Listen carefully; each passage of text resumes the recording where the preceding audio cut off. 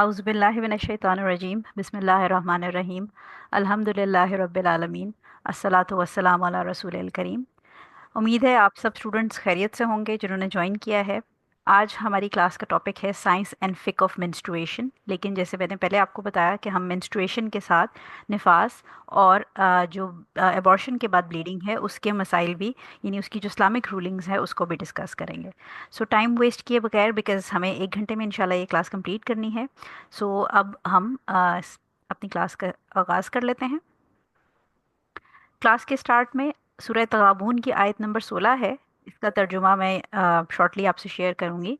अल्लाह ताला फरमाते हैं, तो अल्लाह से डरो जहाँ तक तुमसे हो सके, और सुनो और हुक्म मानो और राह खुदा में खर्च करो, ये तुम्हारी जानों के लिए बेहतर होगा। और जिसे इसके नफ्स के लालचीपन से बचा लिया गया तो वही लोग फलाह पाने वाले हो जाएंगे। सो बेसिकली इस आयत का हमारी जो क्लास है उससे कंसर्न ये है कि पहली जो सेक्शन है इस आयत का, उससे हमारा कंसर्न है कि अल्लाह से डरो जहाँ तक तुमसे हो सके।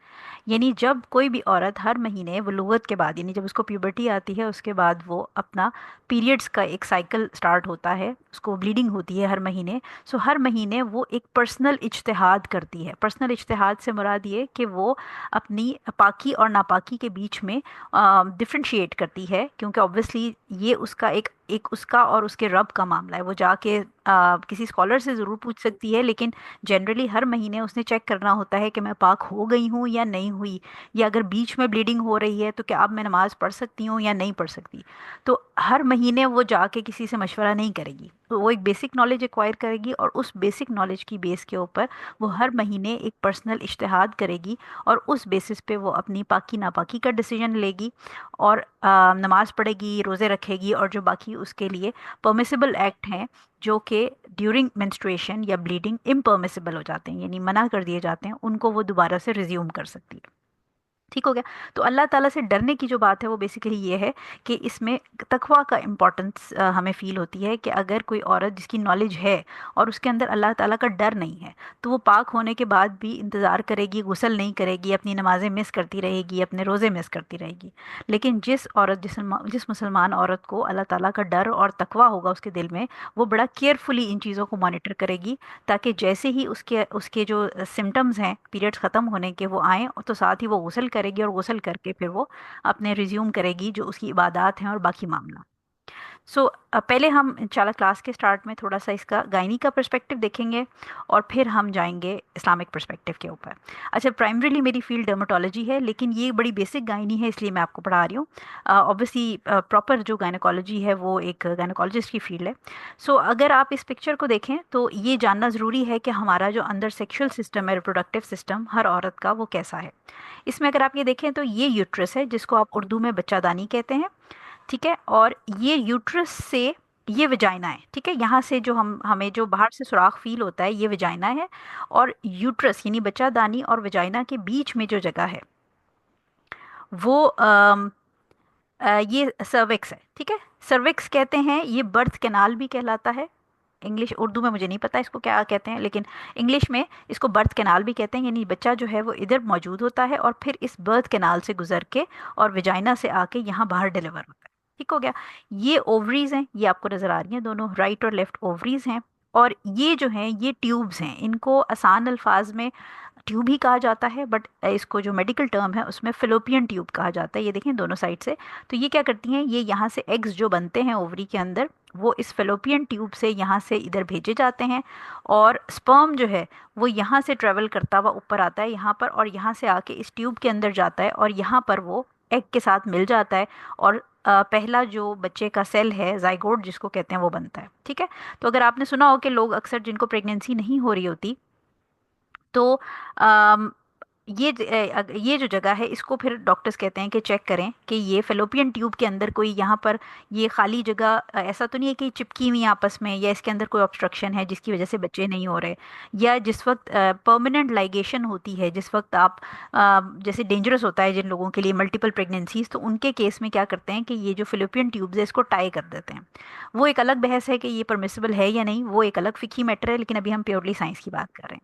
सो बेसिकली ये स्ट्रक्चर है, ये ओवरीज हैं, ट्यूब निकलती हैं, यहाँ से एग निकल के इधर जाता है, यहाँ से इधर आता है, और ये आपका यूट्रस है।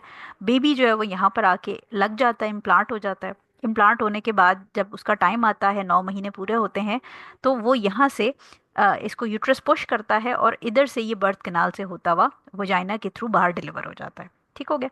सो ये एक बेसिक स्ट्रक्चर है आपका फीमेल रिप्रोडक्टिव सिस्टम का। अब हम नेक्स्ट स्लाइड में देखते हैं कि मेंस्ट्रुएशन क्या है, यानी जो माहवारी है जिसको हैज़ कहते हैं, वो क्या चीज़ है। बेसिकली मेंस्ट्रुएशन की अगर आप डेफिनेशन देखें तो ये हर महीने जो औरतों के, फीमेल्स के वजाइना से खून आता है उसको मेंस्ट्रुएशन कहते हैं। और इसके लिए मुख्तलिफ अल्फाज इस्तेमाल किए जाता हैं, जिसमें मेंसेस हो गया, मेंस्ट्रुअल पीरियड भी इसको कहते हैं, इसको मेंस्ट्रुअल साइकिल भी कहते हैं, सिर्फ पीरियड्स भी कहते हैं, हैज़ भी कहते हैं, माहवारी भी कहते हैं। ये सारी टर्म्स जो हैं ये एक ही चीज़ को डिफाइन करती हैं। प्राइमरीली जो मेंस्ट्रुएशन है वो हार्मोन्स के ज़रिए, यानी आपके दिमाग के हार्मोन्स होते हैं और आपकी ओवरीज के अंदर, जो हमने पीछे ओवरीज देखी हैं, उनके हार्मोन्स होते हैं, और ये मिल के आपस में कोऑर्डिनेशन से, यानी दिमाग जो है वो ओवरीज को हुक्म देता है, दिमाग एक सर्टन हार्मोन्स बना के ओवरी तक लेके जाता है, और उसके बाद ओवरीज जो हैं वो उसको रिस्पॉन्ड करती हैं, और ओवरीज के साथ फिर अपना एक उनके हार्मोन्स रिलीज होते हैं जो कि सारे सिस्टम्स को कंट्रोल करते हैं। अब होता यह है कि जो ओवरीज हार्मोन बना रही होती हैं, और ये जो ऊपर से ब्रेन से सारा सिस्टम चल रहा होता है, ये ओवरीज हार्मोन बनाती हैं तो यूट्रस के ऊपर काम करती हैं, जो बच्चादानी है। और बच्चादानी की जो दीवार है वो मोटी हो जाती है, यानी पहले आप समझें कि जैसे पेंट की होती है ना, मल्टीपल कोटिंग कर देते हैं तो दीवार मोटी हो जाती है, इसी तरह जो यूट्रस है उसकी लाइनिंग, उसकी दीवार मोटी होने लग जाती है। वो भी मैं अभी आपको आगे दिखाऊंगी तो आपको समझ आएगा कि क्या सिस्टम चल रहा है। और वो दीवार इसलिए मोटी होती है क्योंकि जैसे जब हम किसी की प्रेगनेंसी का सुनते हैं, किसी के घर में बच्चा आने वाला होता है, तो वो अपने घर में कॉट ले आते हैं, नरम नरम बिस्तर लेके आते हैं, बच्चे की जो छोटा बच्चा है उसको चीज़ों से बचाने के लिए, नुकसान से बचाने के लिए बड़ी नरम लाइनिंग वाली चीज़ें ले आते हैं, नरम नरम गद्दे ले आते हैं। सो सिमिलरली नेचर के अंदर भी जब बच्चा आने वाला होता है तो यूट्रस क्या करता है, अपनी लाइनिंग मोटी कर देता है, ताकि उसमें बच्चा आएगा तो नरम नरम लाइनिंग के अंदर उसको कोई झटका ना लगे, उसको किसी किस्म का नुकसान ना हो, उसको कोई चीज़, खुदा न खास्ता अगर माँ गिर जाती है या उसको कोई तकलीफ होती है तो बच्चे तक वो इफेक्ट ना पहुंचे। ठीक हो गया।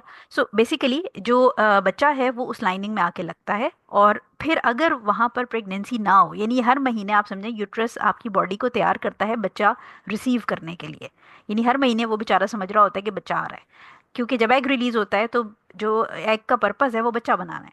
सो यूट्रस जब लाइनिंग वो मोटी करता है और बच्चा बनाने के इंतज़ार में होता है और बच्चा नहीं आता, तो वो मैं अभी आपको दिखाती हूँ कि फिर आगे क्या होता है।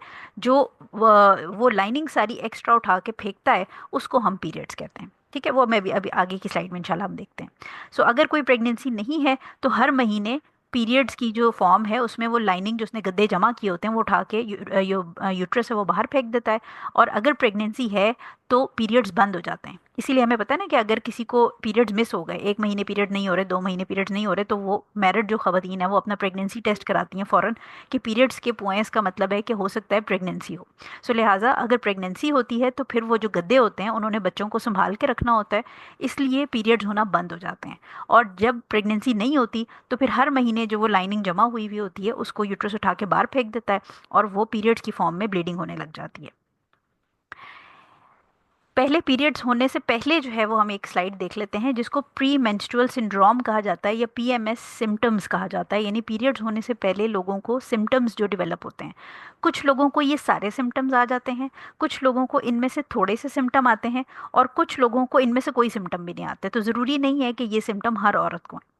इस सिम्टम्स में क्या होता है, बेसिकली जब पीरियड्स होने वाले होते हैं तो हार्मोन, क्योंकि बॉडी, हमने ये बात की कि हर मंथली साइकिल में बॉडी ये समझती है कि बच्चा आने वाला है, तो उस बच्चे को रिसीव करने के लिए बॉडी जो है वो अपने अंदर हार्मोनल और डिफरेंट किस्म की चेंजेस करती है, पानी रिटेन करती है एक्स्ट्रा। जैसे वो होता है ना, कभी हम सुनते हैं कि मेहमान आ गए हैं और सालन कम है, तो अम्मा कहती है सालन में थोड़ा सा पानी मिला दो ताकि 2 के बजाय 4 बंदे खा लेंगे।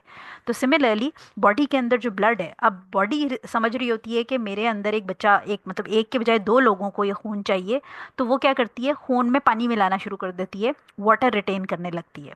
उस वाटर रिटेंशन की वजह से और हार्मोनल इम्बैलेंसेस जो आपके ऊपर नीचे रश हो रहे होते हैं, प्रोजेस्टेरॉन बढ़ रहा होता है, ईस्ट्रोजन थोड़ा नीचे को जा रहा होता है, तो एक थकावट की फीलिंग आने लग जाती है। यानी पीरियड से पहले कुछ लोगों को स्पेशल थकावट होती है, थोड़ा सा काम करके थकावट फील होने लग जाती है। सेकंड सिम्टम जो है वो आपको आता है पीरियड्स के पेन का, यानी जो नाफ के नीचे वाली जगह है उसमें, या बैक एक, यानी कुछ लोगों को सामने और पीछे दोनों तरफ दर्द होती है, लेकिन सामने उनको ज़्यादा क्रैम्प्स पड़ते हैं, पीछे इतने नहीं होते। और कुछ लोगों को कमर में ज़्यादा पड़ रहे होते हैं और सामने की तरफ क्रैम्प्स कम पड़ रहे होते हैं। ठीक है, तो ये, लेकिन ये इंपॉर्टेंट बात याद रखनी है कि हर एक को नहीं होता, किसी को पड़ते हैं किसी को नहीं पड़ते। तीसरी चीज़ ये कि नोज़िया वॉमिटिंग, कुछ लोगों को मतली सी स्टार्ट हो जाती है और उनको स्पेशल फूड क्रेविंग्स भी स्टार्ट हो जाती हैं, यानी मीठा जो है वो ज़्यादा पसंद आने लग जाता है। और अगर आपने देखा ना कि जब हार्मोनल इम्बैलेंसेस होते हैं, स्पेशली जैसे प्रेगनेंसी जब होती है, उसके अंदर भी लोगों को खट्टा खाने का दिल कर देता है। तो ये जो हार्मोन्स हैं, ये आपकी फूड लाइक्स एंड डिसलाइक्स को भी कंट्रोल करते हैं। तो मतली या वॉमिटिंग वाली फीलिंग आने लग जाती है पीरियड से पहले। कुछ लोगों को कॉन्स्टिपेशन हो जाती है, कब्ज का मसला, या उनका पेट खराब हो जाता है, डायरिया होने लग जाता है। इसी तरह कुछ लोगों को सर में दर्द होने लग जाता है और स्ट्रेस फील होने लग जाता है, या मूड स्विंग्स फील होने लग जाते हैं। उनको लगता है कि हमारा मूड जो है, चिड़चिड़ापन आ जाता है, पीरियड्स होने वाले हैं। और जब पीरियड्स हो जाते हैं तो वो हार्मोनल जो ऊपर नीचे पीक्स जा रही होती हैं वो बिल्कुल ठीक हो जाती हैं और मूड स्विंग्स उनका रिलैक्स हो जाते हैं। इसके अलावा हमने ये बात की कि क्योंकि पानी, वो हमने शोरबे में पानी मिलाने वाली बात मैंने आपको बताई थी। तो जब ब्लड जो है उसके अंदर वाटर रिटेन करती है बॉडी, ब्लड को पतला करने के लिए, दो लोगों को सप्लाई करने के लिए हर महीने, उसकी वजह से आपका पेट थोड़ा बाहर निकल आता है और आपके ब्रेस्ट जो हैं उन वो दर्द करने लग जाते हैं। आपको लगता है कि ब्लोटिंग हो गई है, जिस्म सूज गया है, फूल गया है। और उसकी वजह से बहुत सारी खवातीन को ब्रा पहनने में प्रॉब्लम होती है, उनको ब्रेस्ट टेंडरनेस, यानी ब्रेस्ट पे हाथ लगाएं तो दर्द होती है। और इसी तरह पेट या चेहरा जो है उस पर स्वेलिंग फील होती है। ये तमाम चीज़ें जो हैं ये आपकी post menstrual syndrome, pre menstrual syndrome, यानी पीरियड्स होने से पहले के सिम्टम्स हैं, जो आपको, हर बंदी को अपने सिम्टम्स खुद पता होते हैं कि उसको पेट में दर्द होती है, या उसके मूड स्विंग्स होते हैं, या उसको ब्लोटिंग होती है, या उसको स्वीट क्रेविंग होती है। और कुछ लोग ऐसे भी होते हैं खुशनसीब जिनको इनमें से कोई सिम्टम भी नहीं होता, तो उनको पता ही नहीं चलता कि पीरियड्स आने वाले हैं। इवन उनको ये भी नहीं पता चलता कि प्रेगनेंसी हो गई है, बिकॉज उनको प्रेगनेंसी के भी कोई सिम्टम्स नहीं आते। तो ये पेशेंट टू पेशेंट वेरी करता है। अच्छा, अब जो मेंस्ट्रुअल साइकिल है बेसिकली, यानी जो नॉर्मल मेंस्ट्रुएशन है, हम अभी नॉर्मल की बात कर रहे हैं, जिसको हम बिल्कुल कहते हैं, जब हम हिस्ट्री लेते हैं तो हम कहते हैं आपके पीरियड्स ठीक हैं, तो पेशेंट कहता है हाँ जी पीरियड्स ठीक हैं। अब जो नॉर्मल मेंस्ट्रुएशन है उसकी एक एवरेज जो है, यानी माहवारी का जो टोटल अरसा है वो 28 दिन का है। ठीक है, यानी 28 डेज के बाद पीरियड, यानी आज अगर किसी को पीरियड्स हुए तो ठीक 28 दिन बाद उसको दोबारा पीरियड्स आ जाते हैं। ये नॉर्मल, बिल्कुल आप समझें कि परफेक्ट पीरियड समझे जाते हैं। लेकिन इसका जो रेंज है, नॉर्मल की रेंज है, वो 21 दिन के पीरियड से लेके 35 दिन के पीरियड्स जो हैं, यानी अगर आज मुझे पीरियड्स हुए और 21 दिन के बाद दोबारा मुझे पीरियड्स हो गए, ये भी नॉर्मल समझा जाएगा। मुझे आज पीरियड्स हुए और 28 दिन के बाद दोबारा पीरियड्स हो गए, ये भी नॉर्मल है। और मुझे आज पीरियड्स हुए और 35 दिन के बाद मुझे दोबारा पीरियड्स हुए, तो ये भी नॉर्मल है। यानी 21 से 35 दिन का जो साइकिल है, ये medically gynaecological point of view से नॉर्मल साइकिल है।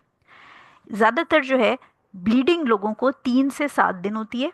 ठीक है, लेकिन बहुत सारे अब क्योंकि थोड़ा हार्मोनल इम्बैलेंसेस ज़्यादा होने लग गए हैं, तो 7 डेज से ज़्यादा भी हो सकती है, लेकिन 3 से 7 दिन जो ब्लीडिंग है वो नॉर्मल काउंट होगी। ठीक है, ये भी हम नॉर्मल उसकी रेंज पढ़ रहे हैं। मिनार्की कहते हैं पीरियड्स होने की, यानी शुरू होने की रेंज क्या है इस वक्त। जो बलूगत है, जिसको हम कहते हैं कि प्यूबर्टी, अब आजकल बच्चियों में कितने एज में आ रही है। पहले ज़माने में ये 13 से 15 साल की उम्र में आती थी, लेकिन क्योंकि अब माहौल चेंज होता जा रहा है, एक्सपोजर चेंज होता जा रहा है, डाइट चेंज होती जा रही है, तो अब बच्चियों को 9 से 10 साल में पीरियड्स आ जाते हैं। एंड दैट इज़ वाई अगर आप ये देखें तो बच्चियों के कद छोटे होते जा रहे हैं, क्योंकि जितनी जल्दी बलूगत आएगी उतना कद छोटा रह जाएगा, क्योंकि हड्डियाँ जो हैं वो बढ़ना बंद कर देती हैं प्यूबर्टी के कुछ सालों के अंदर अंदर। तो अगर कोई 13 या 14 या 15 साल की उम्र में जवान हो रही है बच्ची, तो उसका कद लंबा निकल जाता है। ऑल्दो कि इसमें जेनेटिक्स भी रोल प्ले करता है, लेकिन यूजुअली बच्चियों के कद छोटे इसलिए हो रहे हैं क्योंकि वो जवान जल्दी हो रही हैं। इसी तरह जो पीरियड्स बंद होने की उम्र है वो मेडिकली 50 साल है। 50 साल की उम्र में ज़्यादातर 50 के आसपास, +- 2-3 ईयर्स, ख़वातीन के पीरियड्स, यानी उनके सेक्सुअल साइकिल्स जो हैं, जिसमें बच्चा पैदा करने की एबिलिटी जो है वो उनकी ख़त्म हो जाती है। और इसमें रेयर एक्सेप्शंस जो हैं वो आपको मिल जाती हैं, जब आप ख़बरों में कभी सुनते हैं कि किसी सहरा में एक 80 साल खातून ने बच्चे को जन्म दिया है। सो इसमें रेयर एक्सेप्शंस होती हैं, लेकिन नॉर्मली 50 साल के आगे पीछे पीरियड्स बंद हो जाते हैं। अब इम्पॉर्टेंट चीज़ ये याद रखनी है कि आपने दो पीरियड्स के बीच में जो लेंथ है, चाहे वो 21 से 35 दिन है, ये भी वेरी कर सकती है, यानी ये अलग अलग हो सकती है। जवानी के दिनों में हो सकता है आपको 28 दिन बाद पीरियड्स होते हो, और जैसे जैसे एज ज़्यादा होती जाए तो हो सकता है आपको 21 दिन या 35 दिन पे पीरियड्स होने लग जाएं। तो हर औरत का आपस में भी ये फ़र्क होता है कि कितने दिनों के बाद उनको पीरियड होंगे, और एक औरत की अपनी लाइफ में भी ये फ़र्क हो सकता है कि उसको पीरियड्स पहले जल्दी हों बाद में लेट हों, या पहले लेट हों बाद में जल्दी हों। इसी तरह जो ब्लीडिंग का टाइम है, यानी 3 दिन ब्लीडिंग होगी, 7 दिन ब्लीडिंग होगी, 5 दिन होगी, या 10 दिन होगी, कितने, वो भी हर औरत का एक दूसरी औरत से फ़र्क होता है। और प्लस ये कि औरत का अपनी लाइफ में भी चेंज हो सकता है। क्विकली हम स्टेजेस ऑफ मेंस्ट्रुअल साइकिल देख लेते हैं। ये जो चीज़ें हैं ये आपको थोड़ा सा मैं क्विकली इसको समझाती हूँ, क्योंकि ये आपको पता होनी चाहिए। जब आपका ब्लीडिंग शुरू होती है, फॉर एग्जांपल मैं अपनी एग्जांपल देके आपको पढ़ा देती हूँ। अगर लेट्स सपोज कि मुझे आज ब्लीडिंग शुरू हुई, तो मेरा मेंस्ट्रुएशन फेज यानी ब्लीडिंग फेज जो है वो स्टार्ट हो गई। ये देखें, यहाँ से ब्लीडिंग हो रही है। अब जिस टाइम पे यहाँ पर ब्लीडिंग हो रही होती है, तो ऊपर ओवरी जो है उसमें आपका अगला अंडा पक के तैयार होना शुरू हो जाता है, ताकि वो इधर से रिलीज हो, और अगले महीने के 15 तारीख तक, यानी अगर आज ब्लीडिंग शुरू हुई है, तो इधर जो आपका नया एग है वो मिच्योर होने लग जाता है। ठीक हो गया, वो मिच्योर होने लग जाएगा। तो ये देखें, जब यहाँ एग मिच्योर होगा, इसको कहते हैं फॉलिकुलर फेज। ये आपने देखा, ये आपकी लाइनिंग है, यहाँ पर अंडा पक के तैयार हो रहा है। अंडा इधर से यहाँ पर पहुंचेगा, और यहाँ पर आकर जो अगर स्पर्म उसको मिल जाएगा, मैरिड वुमेन है, इंटरकोर्स होगा, तो इस जगह पे स्पर्म मिल जाएगा, और यहाँ पर जाइगोट बन जाएगा। ये जो यूट्रस है, इसको हम कहते हैं, जैसे उर्दू में मुहावरा है, बेगानी शादी में अब्दुल्ला दीवाना। ये पहले ही एक्साइटेड होके यहाँ पर अपने बच्चे के आने की खुशी में अपने गद्दे और चीज़ों का इंतज़ाम कर लेता है। ठीक हो गया। अब जब इंतज़ाम कर लेता है वो ये, तो ये देखें, ये सारा फॉलिकुलर फेज चल रहा है। छठे दिन से 14वें दिन तक आपका फॉलिकुलर फेज चल रहा है।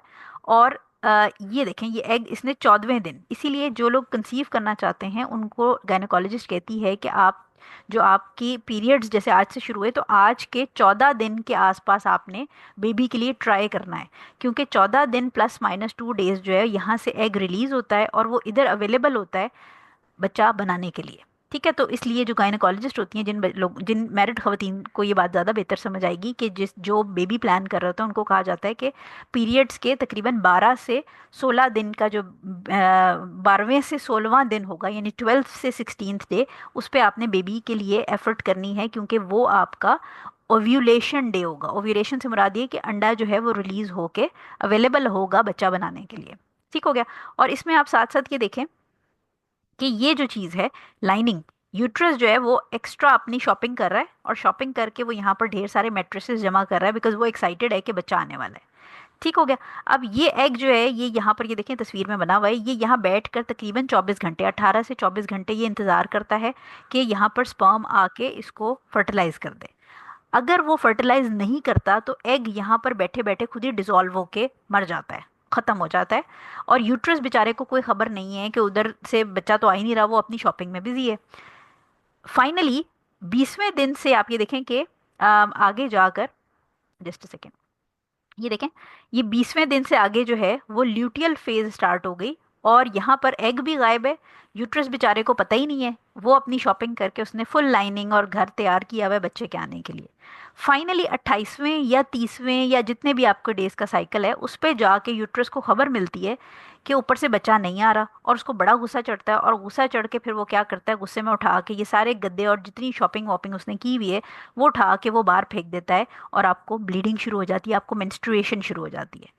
अब लेट्स अज्यूम कि इस पोजीशन पे, इस जगह पे जब उसने गद्दे बनाए हुए हैं और यहाँ पर बच्चा तैयार होके इधर आके लग गया, तो अब वो ये गद्दे उठा के बाहर नहीं फेंकेगा, और ऑटोमेटिकली इन्हीं नरम नरम सी लाइनिंग के अंदर आके बच्चा इम्प्लांट हो जाएगा, और अपना सुकून से 9 महीने वो इस यूट्रस के अंदर गुजारेगा।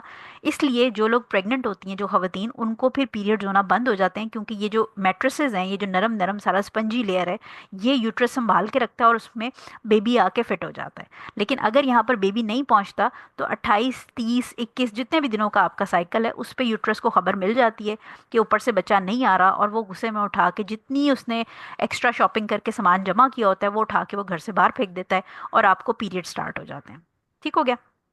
इसीलिए आप ये देखें, वो जो हार्मोन की पिल्स होती हैं उसके अंदर आपको दो तरह की वाइट और ब्राउन कलर की पिल्स मिलती हैं। तो वो वाइट और ब्राउन पिल्स जो हैं वो आपके ये ओव्यूलेशन यानी जब अंडा रिलीज होता है उससे पहले वाली पिल्स का कलर अलग होता है और उसके बाद वाली पिल्स का कलर और अलग होता है। ठीक है, तो वो अक्सर आपने देखा होगा कि जो कॉन्ट्रासेप्टिव पिल्स होती हैं या आपकी जो हार्मोन की पिल्स होती हैं जो पॉलिसिस्टिक ओवरीज वगैरह में भी देते हैं उसके अंदर भी ये डिफरेंस कलर का होता है।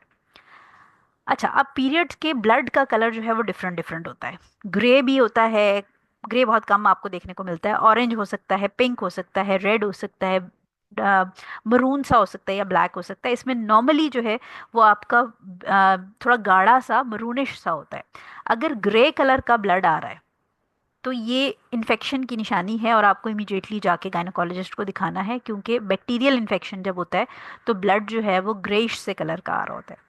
अगर ऑरेंज कलर का ब्लड आ रहा है तो इसका मतलब ये कि या तो इन्फेक्शन स्टार्ट हुआ है या जो ब्लड है यानी पीरियड्स का जो ब्लड है वो जो बच्चादानी की अपनी सिक्रीशन है यानी सर्विक्स और यूट्रस की अपनी जो सिक्रीशंस हैं, अपना जो लुब्रिकेंट्स वगैरह हैं उनके साथ मिक्स हो गया है। और थोड़ा सा जैसे होता है ना, आप अगर जामे शीरी के जो ग्लास है उसमें ज़्यादा पानी मिला दें या उसमें आप थोड़ा सा नींबू वगैरह कोई और चीज़ डाल दें तो उससे उसका कलर चेंज हो जाता है, ऑरेंज हो जाता है। तो इसी तरह ऑरेंज कलर का ब्लड बेसिकली जो ब्लड है उसके अंदर कोई डाइल्यूशन हो रही है, या तो सिक्रीशंस इतनी ज़्यादा है सर्विक्स की कि उसकी वजह से कलर उसका चेंज हो रहा है। पिंक कलर का अगर ब्लड आ रहा है, इसमें सबसे कॉमन कॉज होता है अनीमिया, खून की कमी। अगर खून की कमी है तो पिंक रंग का ब्लड आ रहा होता है। इसके अलावा अगेन जो सर्विक्स के जो मुख्तलिफ यूट्रस की सिक्रीशंस हैं उनके साथ भी मिक्स हो जाता है ब्लड, जिसकी वजह से वो पिंक कलर का आने लग सकता है। बहुत क्रैश डाइटिंग अगर आपने की हो उसके साथ भी ये कलर चेंज आप फील करते हैं, जिसमें अनहेल्दी डाइट हो सकती है। इसके अलावा अगर बहुत ज़्यादा वेट लॉस किया है उसमें भी ब्लड का कलर जो है, क्योंकि अनीमिया होने का उसके साथ बहुत चांस होता है खून की कमी, तो उसमें भी ब्लड का कलर चेंज हो जाता है। रेड कलर का अगर ब्राइट रेड आ रहा है तो ये फ्रेश ब्लड है। और ये बकायदा जैसे उंगली कटती है ना, आपने उंगली कभी कटी हो, हम सबकी किचन में कटी होती है ज़िंदगी में एक आध दफ़ा, तो उसमें से फ्रेश ब्लड आता है। और साथ में आप उसका फ्लो देखें, वो टप टप करके ड्रॉप बाय ड्रॉप गिर रहा होता है। लेकिन जो पीरियड्स का ब्लड होता है वो यूजुअली डार्क होता है और गुई होता है, स्टिकी होता है, क्योंकि उसके अंदर वो सारी जो एक्स्ट्रा लाइनिंग और स्किन होती है यूट्रस के अंदर की वो भी सारी गिर रही होती है। तो अगर फ्रेश रेड कलर का ब्लड है तो फिर ये हम आगे जब इस्तेहादा पढ़ेंगे तो उसमें आपको समझ आ जाएगा कि इसकी क्या अहमियत है। तो फ्रेश ब्लड जो है वो इसका मतलब ये है कि वो पीरियड्स का ब्लड नहीं है, वो कहीं और से आ रहा है। ब्राउन या डार्क रेड जो है ये जो है वो आपके पीरियड्स के स्टार्ट या एंड में जो है वो थोड़ा सा ब्राउनिश सा आने लग जाता है। और इसके अलावा प्रेगनेंसी में भी जो जब बच्चा आके लगता है, इम्प्लांट होता है यूट्रस के अंदर, उस वक्त भी क्योंकि यूट्रस को हल्का सा खोद के उस जगह पे इम्प्लांट होता है तो वहाँ से भी कभी कभी स्पॉटिंग होती है, जिसको इम्प्लांटेशन स्पॉटिंग भी कहते हैं। वो भी अक्सर जो है वो ब्राउन या डार्क रेड कलर की होती है, लेकिन वो ब्लीडिंग नहीं होती, वो यूली स्पॉटिंग होती है। ब्लैक कलर का अगर ब्लड आ रहा है तो इसमें इसका मतलब ये कि विजाइना में कहीं ब्लॉकेड है, यानी विजाइना में से जो पिछला आपका पीरियड्स का ब्लड था वो पूरी तरह ड्रेन नहीं हुआ और वो अंदर पड़े पड़े जो है वो ऑक्सीडाइज हो गया है। और इसके लिए भी गायनेकोलॉजिस्ट को दिखाना ज़रूरी है अगर ब्लैक कलर का ब्लड आ रहा है, क्योंकि वो फिर चेक करेंगी कि कहीं कोई और इंटरनल मसला तो नहीं है। अच्छा जी, अब हम आ जाते हैं, अभी तक हम रेगुलर पीरियड्स पढ़ रहे थे। अब हम आ जाते हैं इर्रेगुलर पीरियड्स क्या होते हैं। इर्रेगुलर पीरियड जो हैं अगर 21 दिन से कम या 35 दिन से ज़्यादा लंबा आपका साइकिल हो रहा है तो इसको हम एबनॉर्मल या इर्रेगुलर पीरियड कहेंगे। यानी अगर आज पीरियड्स हुए और 15 दिन के बाद दोबारा हो गए, इसका मतलब है कि काम खराब है, गायनेकोलॉजिस्ट को दिखाना है। या अगर आज पीरियड हो गए और फिर 2 महीने पीरियड हुए ही नहीं है, 40 दिन हो गए, 50 दिन हो गए, 60 दिन हो गए, पीरियड नहीं हो रहे, जो कि बड़ा कॉमन हो गया आजकल बच्चियों में, 2 2 3 3 महीने पीरियड्स नहीं हो रहे, ये इरेगुलर पीरियड्स हैं। इनके लिए मस्ट आपको गायनेकोलॉजिस्ट को कंसल्ट करना है। दूसरी चीज़ ये कि अगर आप एक महीने या 2 महीने या 3 महीने आपको पीरियड्स मिस हो रहे हैं, स्पेशली अगर 3 महीने से ज़्यादा आपको पीरियड्स नहीं हो रहे, तो इमीडिएटली गायनेकोलॉजिस्ट के पास जाएं, क्योंकि सिस्टम के अंदर कोई खराबी है जिसको ठीक करना बहुत ज़रूरी है। इसके अलावा अगर पीरियड्स बहुत हैवी हो रहे हैं या बिल्कुल ही स्पॉटिंग हो रही है, ब्लीडिंग हो ही नहीं रही, ये भी इरेगुलर ब्लीडिंग पीरियड्स में काउंट होता है। इसके लिए भी आपको गायनेकोलॉजिस्ट को दिखाना है, क्योंकि बहुत एक्सेसिव अगर ब्लीडिंग होगी तो अनीमिया हो जाएगा। और अगर बिल्कुल ब्लीडिंग नहीं हो रही, स्पॉटिंग हो रही है, तो इसका मतलब है पीरियड्स हो ही नहीं रहे सही से।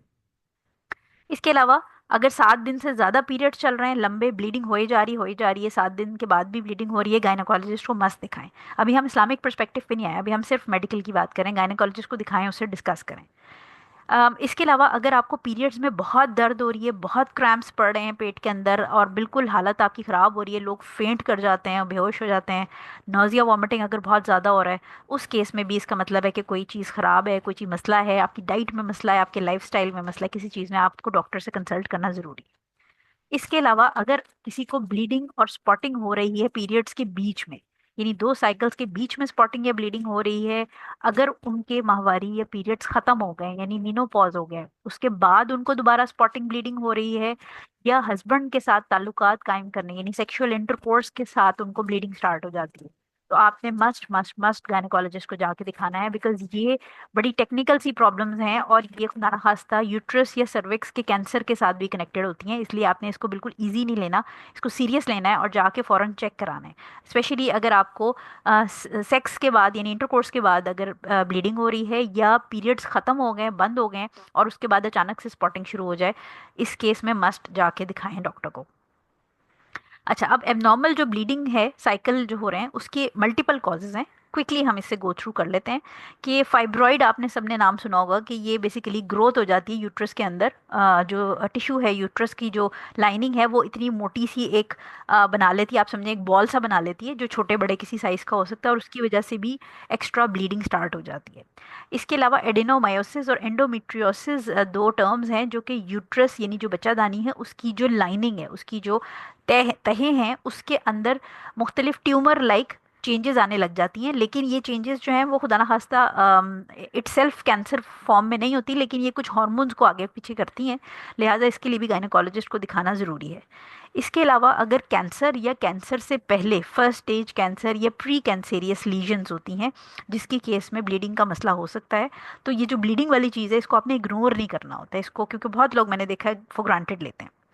पॉलीसिस्टिक ओवरीज या थायराइड का अगर मसला है उसमें भी पीरियड्स का मसला हो जाता है। इसके अलावा अगर किसी को खून की बीमारी है कि खून रुकता नहीं है, ब्लीडिंग डिसऑर्डर है, हीमोफीलिया है, बर्नार्ड सोलियस है, इस किस्म की कोई बीमारी है, उसमें भी पीरियड्स जो हैं वो इरेगुलर साइकिल और ब्लीडिंग बहुत ज़्यादा होती है। इसके अलावा अगर कोई गोलियां खा रहे हैं हार्मोनल कॉन्ट्रसेप्शन की, या अगर जिन्होंने ये कॉपर टी या जो मुख्तलिफ डिवाइसेस होते हैं यूट्रस में बच्चे में वक्फा पैदा करने के लिए अगर वो रखे हुए हैं, तो उससे भी ये ब्लीडिंग आगे पीछे होती है आपकी। इसके अलावा जो पेल्विस है यानी जो नीचे वाला हिस्सा है, जो नीचे वाला यानी जो आपकी टांगों के बीच का हिस्सा है, अगर वहाँ पर कोई इन्फेक्शन हो या कोई सेक्शुअली ट्रांसमिटेड डिजीज़ हो, यानी जो ये आपकी मुख्तलिफ जो सेक्स के ज़रिए फैलती हैं चीज़ें, अगर ये वाली बीमारियां हों तो उसमें भी ब्लीडिंग होती है। और एसटीडी को मैं अक्सर सेक्शुअली ट्रांसमिटेड डिजीज़ के अलावा स्पिरिचुअली ट्रांसमिटेड डिजीज़ भी ट्रांसलेट करती हूँ, बिकॉज जो लोग जो मेरे रेगुलर स्टूडेंट्स हैं उनको पता है कि हम इसको ब्लैक मैजिक और जो ईवल आई है ये भी कनेक्टेड होती है, यानी जब काला जादू अगर किसी पे किया होता है तो उसके उसकी उस औरत की प्रेगनेंसी और पीरियड्स के साथ भी मसले आने लग जाते हैं। इसके अलावा अगर किसी का कोई एक्सीडेंट हो गया है, लाइफस्टाइल में कोई चेंज किया है, उसने बड़ी क्रैश डाइटिंग कर ली है, अपनी डाइट कोई कीटो या इस किस्म की चीज़ें स्टार्ट कर दी हैं, स्ट्रेस है, बहुत ज़्यादा वेट गेन या बहुत ज़्यादा वेट लॉस हो गया है किसी वजह से, बहुत मीठा खाते हैं या बहुत हाई कैलोरी फूड खाते हैं जो कि जंक फूड है इस वक्त, प्रोसेस फूड, पैकेट वाला फूड, इन सब केसेस में जो है वो पीरियड्स गड़बड़ हो जाते हैं, आगे पीछे हो जाते हैं। ठीक हो गया। सो अब यहाँ तक जो है ना वो हमने ये पूरी साइंस मैंने आपको मेन आधे घंटे में पढ़ाई है बड़ी क्विकली, क्योंकि ऑब्वियसली ये बड़ी डीप चीज़ है, लेकिन आई वांटेड कि आपको सुपरफिशियली आइडिया हो जाए। अब हम आ जाते हैं इस्लाम की तरफ। इस्लाम में जो है वो पीरियड्स के बारे में जो शरीयत की रूलिंग्स हैं उसमें इब्ने तैमिया रहीमुल्लाह जो हैं वो कहते हैं, बड़े मशहूर कंटेम्प्रेरी स्कॉलर हैं, यानी जो आप समझे कि इन्होंने बड़ी रूलिंग्स को रिव्यू किया और इनकी बुक्स बड़ी डिटेल्ड होती हैं। सो इन्होंने इब्ने तैमिया जो है इन्होंने हमें कहा कि कोई भी शरीयत के अंदर यानी कुरान और सुन्नत में हमें मैक्सिमम या मिनिमम एग्जैक्ट कोई लेंथ नहीं मिलती मेंस्ट्रुएशन की, यानी कहीं पर अल्लाह ताला ने बिल्कुल या हजूर सल्लल्लाहु अलैहि वसल्लम ने एग्जैक्टली आपको फिगर नहीं दिया कि 21 दिन होना चाहिए या 22 दिन होना चाहिए, हमें रेंज दे दी गई है, वो हम आगे बात करते हैं उसके हदीस उसके बारे में देखते हैं, लेकिन एग्जैक्ट नंबर मिनिमम या मैक्सिमम का नहीं दिया गया। अब जो आपका हैज़ का यानी मेंस्ट्रुएशन का ब्लड है, अगर वो ऑब्वियसली आपने पीरियड्स ख़त्म हुए हैं तो उसके ऊपर गुसल करना ऑब्वियसली हमें पता है कि ये जो ब्लड निकल रहा है, ये जो हैज़ का ब्लड है, ये गंदा ब्लड है, नजिस ब्लड है, और ये जब निकलना बंद होता है तो फिर औरत के ऊपर गुस्ल करना वाजिब हो जाता है, यानी ऑब्लिगेटरी हो जाता है। और ये जो हैज़ की हालत या मेंस्ट्रुएशन की जो हमारी कंडीशन होती है, इसको हम मेजर सेक्सुअल इम्प्योरिटी या हद से अकबर या जो है ना, ये आप समझें कि एक इसको जनाबत की हालत भी आप कह सकते हैं बेसिकली। अब जनाबत तो नहीं कहेंगे, लेकिन बेसिकली आप इसको हद से अकबर कहते हैं आसान अल्फाज में, मेजर सेक्सुअल इम्प्योरिटी। ठीक है, तो ये मेजर इम्प्योरिटी जो है उसके अंदर फिर आपकी डिफरेंट आ जाती हैं, एक ये हैज़ और निफास वाली आ जाती है, और एक आपकी सेक्सुअल इंटरकोर्स वाली आ जाती है। तो मेजर रिचुअल इम्प्योरिटी के अंदर सेक्सुअल भी आ जाती है और ब्लीडिंग वाली भी आ जाती है। सो हैज़ जो है, इसके बाद आपको गुस्ल वाजिब हो जाएगा। गुस्ल अगर इस्तिहाज़ा, इस्तिहाज़ा क्या है, जो पीरियड्स से हट के अगर आपको वजाइना से ब्लड आ रहा है, यानी जो पीरियड्स नहीं है, पीरियड्स का ब्लड अलग है, लेकिन अगर उसके अलावा आपको कोई वजाइना से ब्लीडिंग हो रही है किसी और वजह से, तो उसको हम इस्तिहाज़ा कहते हैं बेसिकली फ़िक्ह की टर्मिनोलॉजी में, या उसको एबनॉर्मल यूटेराइन ब्लीडिंग कहते हैं। ठीक हो गया, यानी मेंसेस के अलावा अगर आपको वजाइना से ब्लड आ रहा है उसको इस्तिहाज़ा कहते हैं। और इस्तिहाज़ा की रूलिंग जो है वो ये है कि अगर औरत को हैज़ के अलावा कोई और ब्लड आ रहा है तो उसमें उसको गुस्ल करने की ज़रूरत नहीं होती।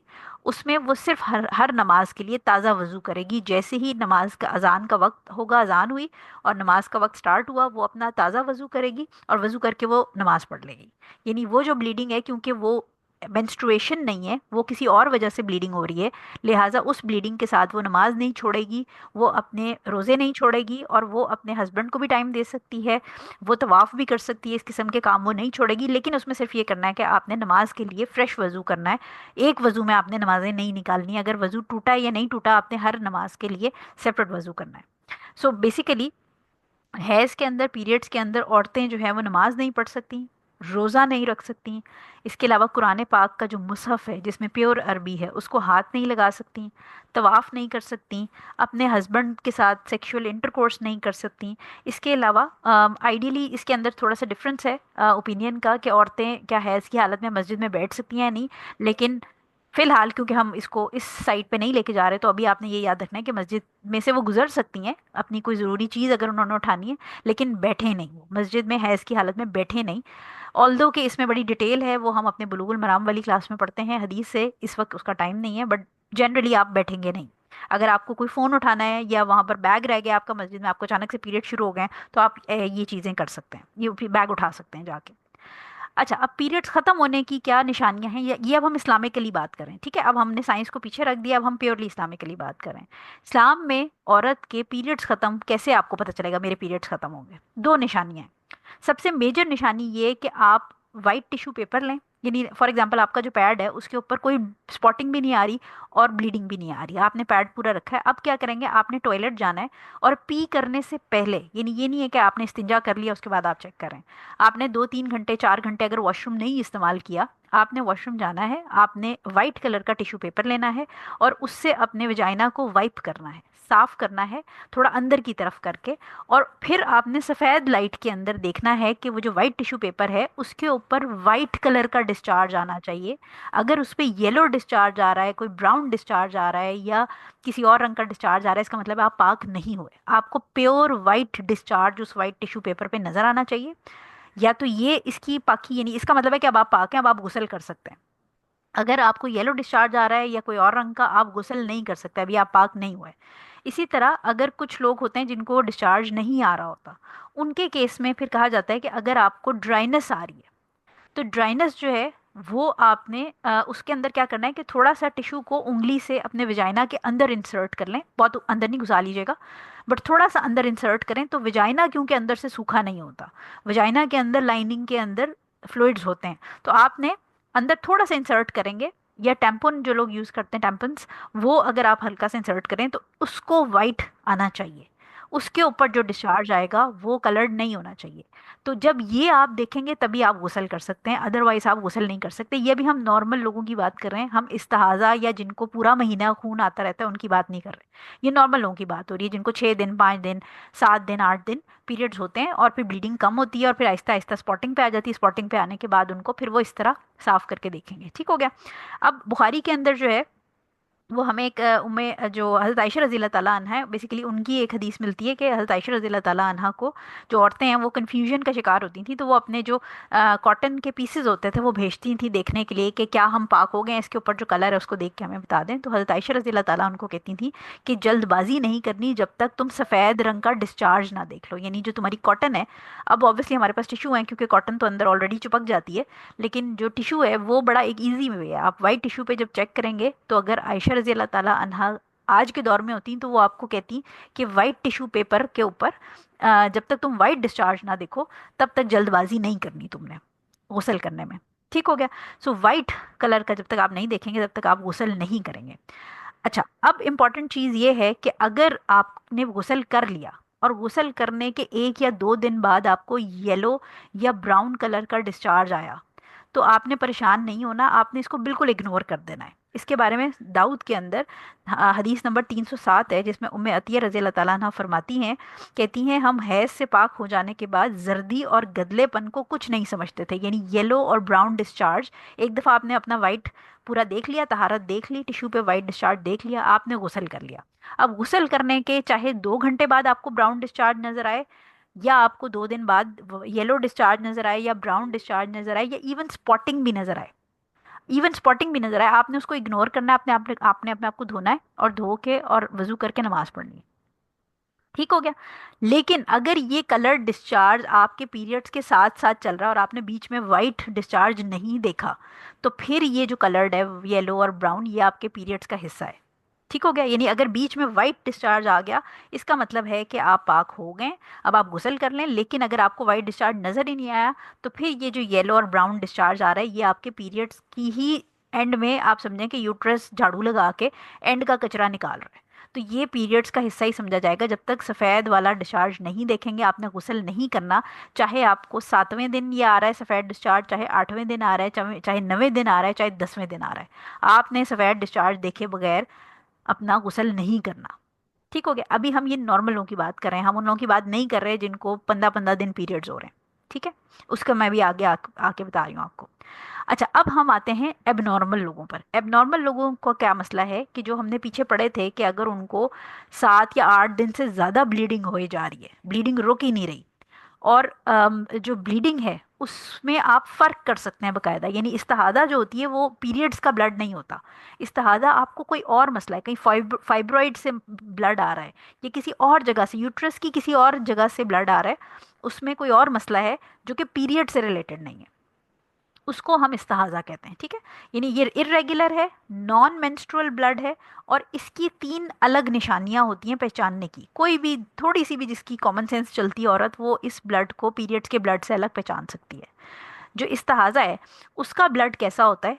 पहली चीज़, ये कलर जो है वो हमने बात की थी कि जो मेंस्ट्रुएशन का ब्लड है उसका कलर डार्क होता है, मरून कलर होता है। हम सब ने देखा है कि अक्सर हमें क्लॉट क्लॉट से भी आ रहे होते हैं, और बड़ा डार्क सा कलर होता है।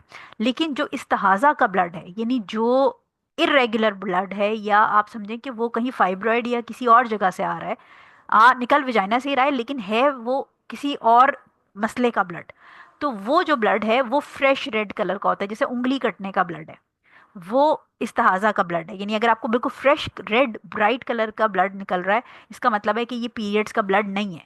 बहुत दफ़ा ऐसा होता है कि क्योंकि वो नीचे वाली जगह से ही आ रहा होता है, तो जिन लोगों को बवासीर का मसला होता है, पाइल्स का, तो कभी कभी ऐसा होता है कि वो जो पाइल्स का ब्लड है वो निकल क्योंकि नीचे से रहा है, तो खातून को समझ ही नहीं आ रहा होता कि ये पीरियड्स का ब्लड है या वो पाइल्स का ब्लड है। लेकिन जो पाइल्स का ब्लड आता है वो फ्रेश होता है, क्योंकि वो उसी वक्त ताज़ा ताज़ा वेन में से निकल रहा होता है। सो पहली जो डिफरेंस है पीरियड्स के बीच में और इरेगुलर वेजाइनल ब्लीडिंग यानी इस्तिहाजा के बीच में, वो खून के रंग का फ़र्क है। जो पीरियड्स का ब्लड है वो डार्क रेड कलर का, मरून कलर का होता है, और जो इस्तिहाजा यानी जो इरेगुलर का ब्लड है वो फ्रेश रेड कलर का होता है। दूसरा इनका डिफरेंस है कंसिस्टेंसी का। जो पीरियड्स का ब्लड है उसमें क्योंकि यूट्रस अपनी सारी लाइनिंग उतार के फेंक रहा होता है, तो वो जो लाइनिंग है उसकी वजह से बड़ा गुई और स्टिकी होता है, यानी बड़ा उसमें तार सा बन रहा होता है। और जो इस्तिहाजा का ब्लड है वो बिल्कुल फ्रेश होता है, तो वो एक एक कतरा कतरा बड़ा ड्रॉप जैसे उंगली कटने से निकलता है उस तरह वो टप टप करके गिरेगा। उसमें तार नहीं होगी, उसमें कोई स्टिकीनेस नहीं होगी, उसमें गुईनेस नहीं होगी। तो इस्तिहाजा का ब्लड फ्रेश होगा और उसमें तार नहीं होगी। इसी तरह तीसरी चीज़ जो पीरियड्स का ब्लड है, क्योंकि उसके अंदर वो यूट्रस अपने गद्दे फेंक रहा होता है, तो जो गद्दे होते हैं वो बेसिकली टिश्यू होता है, स्किन होती है एक, समझे, एक तरह की, उसकी स्मेल होती है। यानी जो पीरियड्स का ब्लड होता है उसकी एक अपनी स्पेसिफिक स्मेल होती है। इसीलिए जब हम पीरियड्स के जो पैड हैं उनको अच्छी तरह रोल करके, और जो डस्टबिन भी हम वॉशरूम में यूज़ करते हैं वो ढक्कन वाली यूज़ करते हैं, क्योंकि पीरियड्स के जो पैड्स होते हैं उनकी एक स्मेल होती है। लेकिन जो इस्तेहाज़ा का ब्लड होगा वो फ्रेश ब्लड है, जैसे आपकी उंगली कटती है उसमें से जो खून निकल रहा होता है उसकी कोई स्मेल नहीं होती। तो लिहाजा ये तीन कैरेक्टरिस्टिक्स हैं जिसकी बेसिस पे कोई भी खातून जिनका थोड़ा सा भी दिमाग चलता होगा वो अपने पीरियड्स को और अपने इस्तेहाज़ा को, यानी एक जो नजस खून है, गंदा खून है, जिसको पाक करने के लिए आपको बाद में गुस्ल करना पड़ता है, उस खून के अंदर, और एक जो फ्रेश ब्लड है, जैसे आपकी उंगली कट गई या आपकी कोई चोट लगने के बाद निकलता है, वो नजिस खून नहीं है, मतलब वो पाक खून है। लेकिन ऑब्वियसली वो आपका वजू तोड़ देगा, तो आपको उसको हर नमाज के लिए फ्रेश वजू करना है। ठीक हो गया, तो ये तीन डिफरेंसेस हैं। अब तीन सिचुएशंस हैं इस्ताज़ा की, यानी ऐसी खवातीन जिनको ये जो फ्रेश ब्लड आ रहा है और टप टप करके वो जो ड्रॉप बाय ड्रॉप गिर रहा है और स्मेल नहीं है। अब इसमें तीन तरह की सिचुएशन हो सकती हैं। एक सिचुएशन ये कि एक ऐसी खातून है जिनको बचपन से, जब से पीरियड स्टार्ट हुए हैं, उनके पीरियड्स बिल्कुल रेगुलर हैं, और इतने रेगुलर हैं कि उनको पता है कि हाँ ये मुझे हर 28 या 30 दिन के बाद पीरियड होते हैं, प्लस ये कि मुझे 7 या 8 दिन ब्लीडिंग होती है। उनके हमेशा से साइकिल्स भी रेगुलर हैं और उनका सारा सिस्टम रेगुलर है। लेकिन अचानक से एक दिन क्या होता है कि एक महीने में उनको फील होता है कि मैं 7वें या 8वें दिन गुसल कर लेती हूँ, मैं अपना वो वाइट डिस्चार्ज देख के गुसल कर लेती हूँ, लेकिन इस दफ़ा जो है वो 8वां दिन या 9वां दिन चढ़ गया है, मेरी ब्लीडिंग नहीं रुक रही, और मेरी जो पीरियड्स हैं वो हमेशा से रेगुलर थे, लेकिन इस दफ़ा कुछ गड़बड़ हो रही है। इस केस में, यानी ये पहला सिनेरियो है जब खातून के पीरियड्स हमेशा रेगुलर रहे हों, लेकिन अचानक से उनको एक महीना फील होता है कि मुझे इरेगुलर कुछ मसला होना शुरू हो गया है। इस केस में हमारे पास बुखारी की 306 नंबर हदीस है, जो कि फातिमा बिनते अबी हुबैश रज़ी अल्लाह ताला अन्हा से है, और ये फरमाती हैं, या रसूल अल्लाह, मैं तो पाक ही नहीं होती, तो क्या मैं नमाज बिल्कुल छोड़ दूं? यानी वो कहती हैं कि मुझे ब्लीडिंग बहुत ज़्यादा होती रहती है, तो क्या मैं नमाज छोड़ दूं?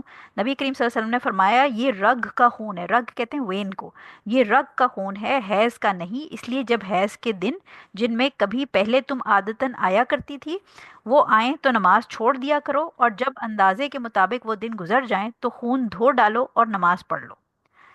ठीक है।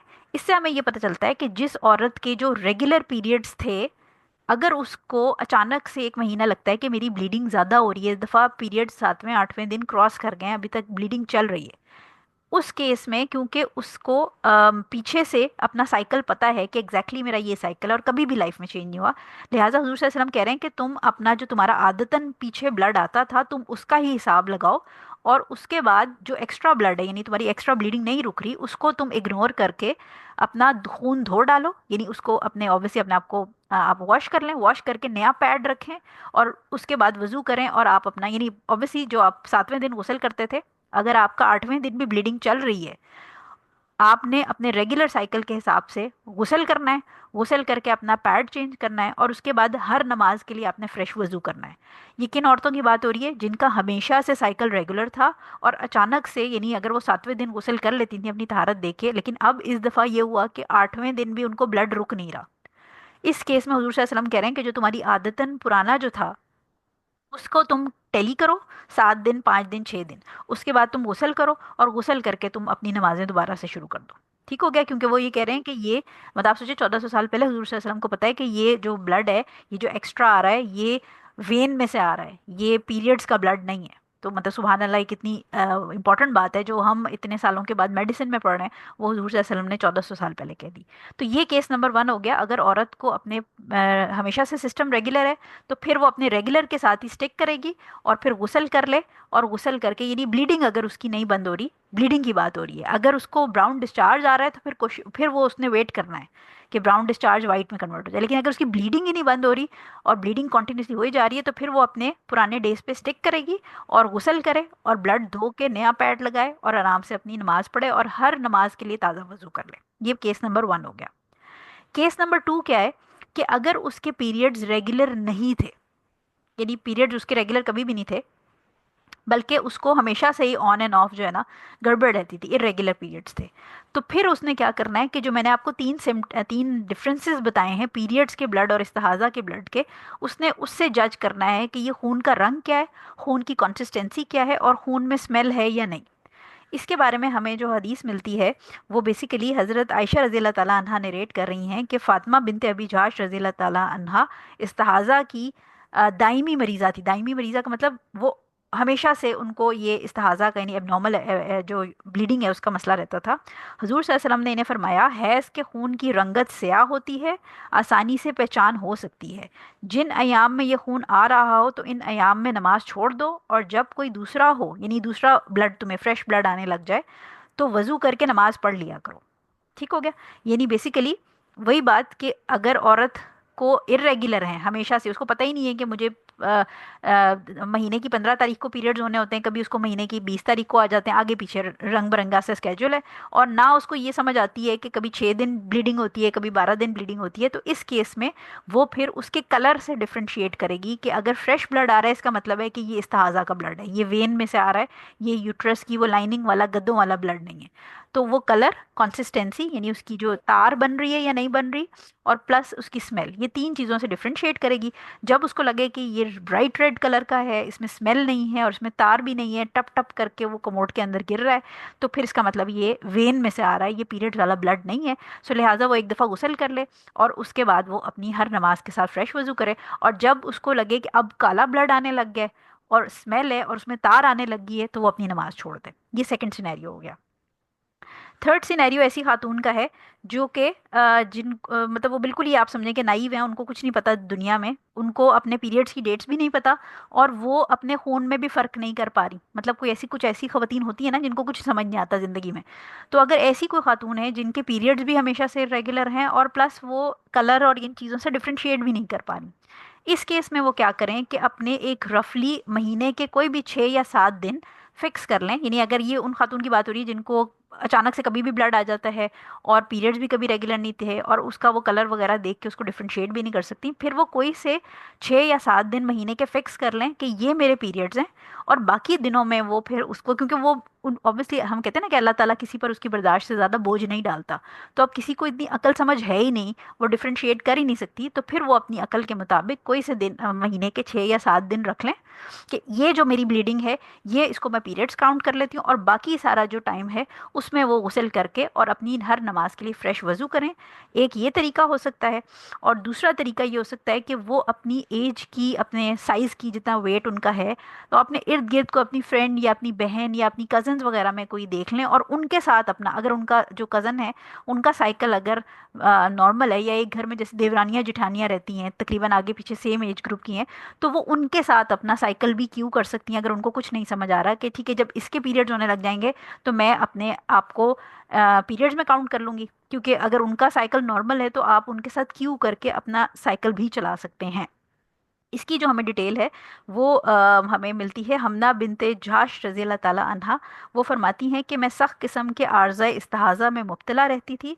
मैं नबी करीम सल्लल्लाहु अलैहि वसल्लम की खिदमत में सवाल के लिए हाजिर हुई तो आप सल्लल्लाहु अलैहि वसल्लम ने फरमाया, ये तो शैतान की चोट यानी मार है, लिहाजा तुम 6 या 7 रोज़ अयाम हैज़ शुमार कर लो और फिर नहा लो। जब तुम अच्छी तरह पाक साफ़ हो जाओ तो फिर 24 या 23 रोज़ नमाज पढ़ो और रोज़ा भी रख लो। ठीक है। अब ये शैतान की मार वाली जो चीज़ है ये बेसिकली ये है कि इंशाल्लाह अगर कभी मौका मिला, पुराने जो मेरे स्टूडेंट्स हैं उन्होंने डेफिनेटली जिन और जो मैजिक वाले मेरे लेक्चर्स हैं वो सुने होंगे, लेकिन जो नए स्टूडेंट्स हैं उनको मैं ये बताऊं कि ये बेसिकली जो शैतान है ये हमारी बॉडी के अंदर ऑब्वियसली जिन है ना ये बेसिकली, तो जो हमारा कारीन है और जो हमारे साथ शैतान होता है इसके अंदर एबिलिटी होती है कि ये यूट्रस के अंदर जो है ना, बहुत सारे लोगों जिनको प्रेगनेंसीज नहीं हो रही होती, जिनको पीरियड्स के मसले हो रहे होते हैं, उसमें ये बहुत रोल प्ले कर सकता है। प्लस ये कि ये वसवसा भी डालता है लोगों के दिमाग में कि आया मैं पाक हुई हूँ या मैं पाक नहीं हुई, और इसी शशोपंज के अंदर, इसी डाउट्स के अंदर वो मुब्तला करके आपको नमाजों से रोक के रखता है। ठीक हो गया। तो हुजूर सल्लल्लाहु अलैहि वसल्लम ये फरमा रहे हैं कि जितने भी डेज हैं आपके, आप वो मतलब 6 से 7 डेज का हिसाब रखें। और उसके बाद जो है वो बाकी 23 या 24 डेज आप नमाज पढ़ें और रोज़े रख सकते हैं। तो इसमें बेस्ट ये है कि आप कोई से भी अपने डेज जो हैं, अगर आपको कोई ऐसी सहेली, कोई ऐसा खातून नहीं मिलती हैं जो आपके साथ क्यों कर सकती हैं, जो आपकी एज ग्रुप की हों, आपके साइज़ की हों, यानी वेट में अगर बहुत मोटी को खातून है उनके साथ, अगर आप पतली हैं आपने क्यों नहीं करना अपने जैसी कोई। और अगर कोई नहीं मिलता तो महीने के कोई से भी दिन फिक्स कर लें, और उनको फिक्स करके बस वो वाली ब्लीडिंग के डेज आप काउंट कर लें अपनी पीरियड्स में, और बाकी ब्लीडिंग के डेज को फिर आप इस्तेहाज़ा काउंट करके और फ्रेश वजू के साथ नमाज पढ़ें। अब आ जाते हैं हम डे ऑफ डाउट पे। डे ऑफ डाउट से मुराद क्या है कि अब हम, मैंने नहाना है कि नहीं नहाना। यानी अब फॉर एग्जांपल अगर किसी को पता है कि अब स्पॉटिंग भी बंद हो गई है, पैड्स पे कुछ नहीं आ रहा, बट वो वाइप कर रही है अपने आप को, तो उसको ब्राउन या येलो डिस्चार्ज नज़र आ रहा है। तो अब ऐसे में प्रॉब्लम क्या होती है कि आप पूरा दिन अपने आप को बार बार वाइप करके ही देखते रहेंगे, तो ऐसे क्या होगा कि वजाइना या नीचे वाला हिस्सा ही छिल जाता है, बहुत ज़्यादा लोग पैनिक कर जाते हैं। इस केस में आसान तरीका ये है कि जो आपका डे ऑफ डाउट है, डे ऑफ डाउट से मुराद ये कि जो मशकूक दिन है कि अब आज मैंने किस वक्त नहाना है, मैंने जोहर के वक्त नहाना है कि असर के वक्त नहाना है, तो आप ये करें कि आप फजर से पहले, यानी जब फजर की अजान हो जाए, सूरज निकलने से पहले पहले, इतना टाइम हो कि गुसल का टाइम है, तो आप वॉशरूम में जाएं और जाके आप वाइप करके चेक कर लें। अगर ब्राउन डिस्चार्ज आ रहा है तो अभी आप गुसल नहीं कर सकती। फिर आपने क्या करना है, आपने जोहर के टाइम नहीं चेक करना, आप चेक करें असर के टाइम। और असर के टाइम चेक करें, अगर अभी ब्राउन डिस्चार्ज नहीं आ रहा तो आप गुसल करें, और गुसल करके आप जोहर और असर की नमाज कंबाइन करके पढ़ लें।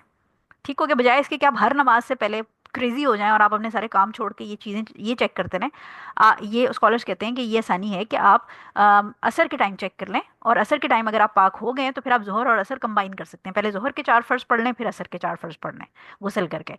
और अगर आपको असर के टाइम पर भी डिस्चार्ज आ रहा है ब्राउन या येलो, वाइट नहीं आया, तो फिर आप मगरिब के टाइम ना चेक करें, फिर आप इशा के टाइम चेक करें।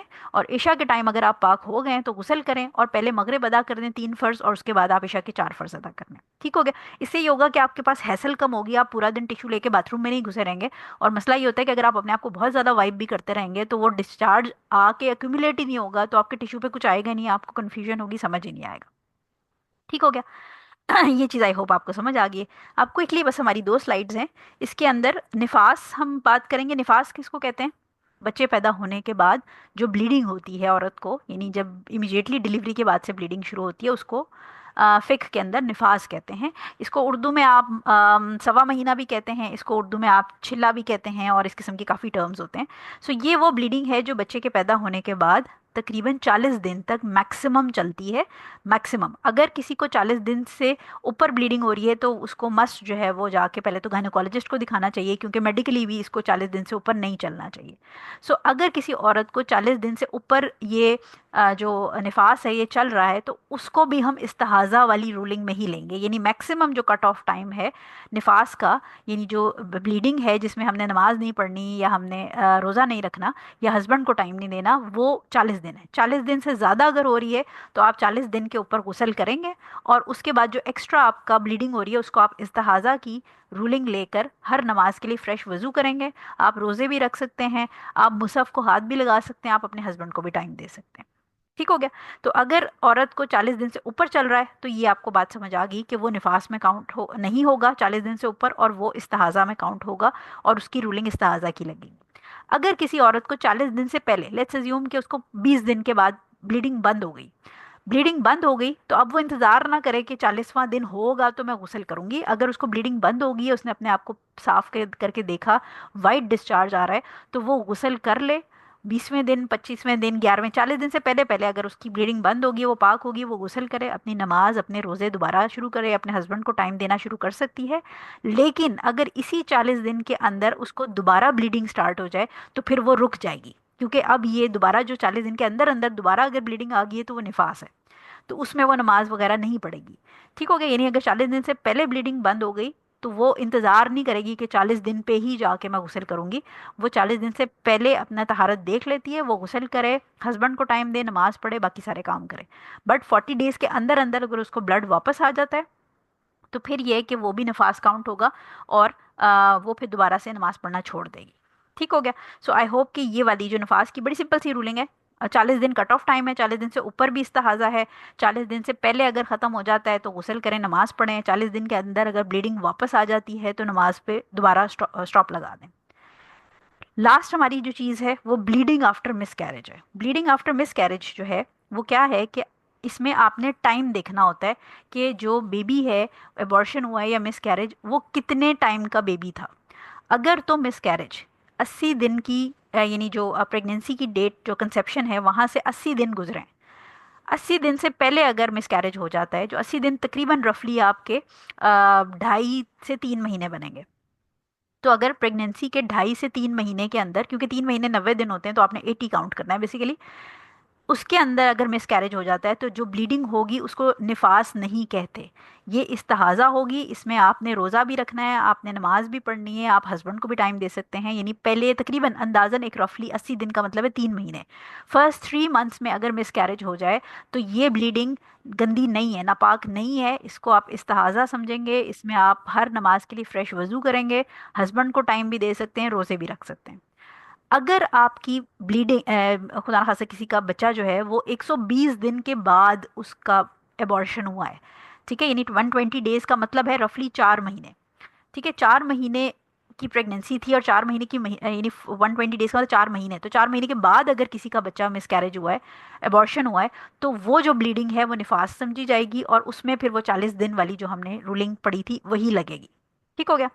अब सवाल आ जाता है कि अगर 80 दिन के से यानी तीसरे और चौथे महीने के बीच में, खत्म होने के बीच में, यानी 80 डे से 120 दिन के बीच में अगर किसी का मिसकैरेज होता है, इस केस में जो बच्चा बाहर आएगा उसको देखा जाएगा।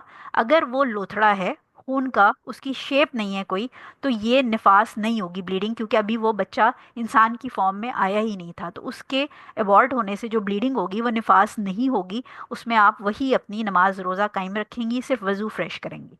लेकिन अगर वो जो लोथड़ा निकला है उसमें इंसानी शक्ल थी, वो एक छोटे साइज का बच्चा था, उस केस में अब जो ब्लीडिंग है वो आपकी नफास समझी जाएगी और उसके अंदर वही 40 दिन वाला चक्कर होगा जो हमने पीछे पढ़ा है। तो इसके अंदर इंपॉर्टेंट चीज़ आपने कि शुरू के 3 महीने में अगर किसी का मिसकैरेज हुआ है तो वो ब्लीडिंग में उसने नमाज पढ़नी नहीं छोड़नी, वो निफास नहीं है, वो गंदा खून नहीं है। और इसी तरह 4 महीने पूरे होने के बाद अगर किसी का अबॉर्शन हो गया है तो वो जो ब्लीडिंग है वो ब्लीडिंग निफास है और वो 40 दिन वाली जो रूलिंग है वो लगेगी उसके ऊपर। और इन दोनों के बीच में अगर हो रहा है तो फिर बच्चे की शक्ल देखी जाएगी, अगर लोथड़ा है तो ये पाक खून निकल रहा है और आप इस्तेहाज़ा की इस पे रूलिंग लगेगी। और अगर वो बच्चा इंसानी शक्ल का है, उसके आपको लग रहा है कि ये इंसान का बच्चा है, बेशक वो डेवलप नहीं होगा पूरा लेकिन उसकी बॉडी की शेप इंसानों वाली है और पता चल रहा है कि ह्यूमन लाइक है, तो उस केस में ये ब्लीडिंग निफास समझी जाएगी। सो अल्हम्दुलिल्लाह, अल्हम्दुलिल्लाह हमने 4 मिनट पहले ही तकरीबन ये अपना लेक्चर कर लिया वाइंड अप। और आखिरी जो इसमें हदीस है कि सफाई निस्फ ईमान है, हुजूर सल्लल्लाहु अलैहि वसल्लम ने फरमाया, ये चीज़ें पता होना बहुत ज़रूरी है। अक्सर बच्चियां जो हैं वो तकरीबन 7वें दिन उन्होंने फ़िक्स किया होता है, चाहे वो चेक करें ना करें, वो 7वें दिन गुसल कर लेती हैं। ये वाली गलती नहीं करनी। आपने जब तक वो सफ़ेद डिस्चार्ज नहीं देखना आप गुसल नहीं कर सकते। और 2 पीरियड्स के बीच में अगर आपको गुसल करने के बाद ब्राउन या वाइट डिस्चार्ज, ब्राउन या येलो डिस्चार्ज आ रहा है या इवन स्पॉटिंग भी हो रही है, तो फिर आपने उसको इग्नोर करना है। लेकिन अगर 2 पीरियड्स के बीच में आपको ब्लीडिंग स्टार्ट हो जाती है तो फिर आपने उसका रंग और वो जो चीज़ें हैं ना वो चेक कर लें कि अगर लाल फ्रेश है तो फिर आपने उसको पीरियड्स नहीं समझना, इस्तेहाज़ा समझना है, और जो बाकी मैंने आपको पहचान बताई। सो आई होप कि ये क्लास आपको समझ आई होगी। जज़ाकल्लाह फॉर अटेंडिंग। और इंशाल्लाह इसके जो क्वेश्चन होंगे वो फिर आप लोग मुझे भिजवा दीजिएगा, वो इंशाल्लाह मैं आप लोगों को फिर आंसर कर दूंगी। मैं अपनी तरफ से क्लास वाइंड अप कर लेती हूँ। अशहदु अल्ला इलाहा इल्ला अंता अस्तगफिरुका व अतूबु इलैक। Thank you for attending. और सॉरी, एक्चुअली मैं रिकॉर्डिंग साथ में ऑफ करना चाह रही थी, जस्ट अ सेकेंड। ठीक है, सो हम वाइंड अप कर लेते हैं। सुबहानक अल्लाहुम्मा व बिहम्दिका अशहदु अल्ला इलाहा इल्ला अंता अस्तगफिरुका व अतूबु इलैक। अस्सलामु अलैकुम व रहमतुल्लाहि व बरकातुहू। वालेकुम अस्सलाम वरहमतुल्लाहि वबरकातुहू।